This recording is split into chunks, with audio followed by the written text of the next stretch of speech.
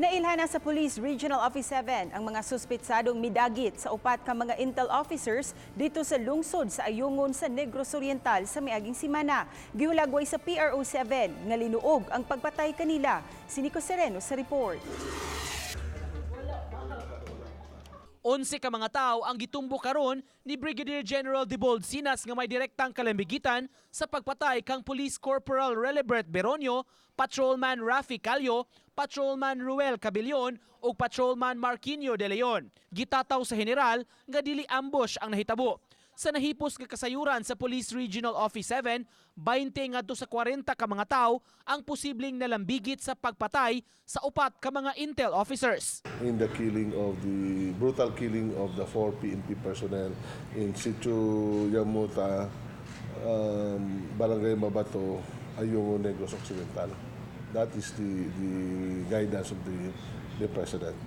Nailhan na sa kapulisan ang uban nga mga suspetsado. Duna na sila yung mga carto sketch alang sa ubang suspetsado nga wala pa nila mailhi. Gitataw sab ni Sinas nga napu lang ngadto sa napug 5 ka mga armadong sakop sa New People's Army ang naglihok sa Negros Oriental. Ang uban kanila mga sakop sa milisya nga nanginabuhi isip mga mag-uuma. Person of interest, the person of Victoriano Anadon. And we have 11 more suspects. I could not reveal yet the names. Gihulagway ni Sinas, linuog ang pagpatay sa upat ka mga pulis tungod kay gidagmalan sila subay sa mga dugo nga nakitaan sa tulo ka mga dapit sa wala pa sila pusila. Gikulata, gitorture, di ba? Ampas ang kanong lawas.